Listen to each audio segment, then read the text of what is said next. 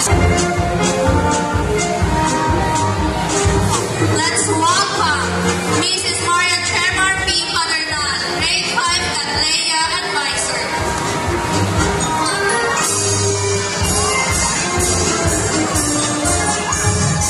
Ngayong hapon sa tanan.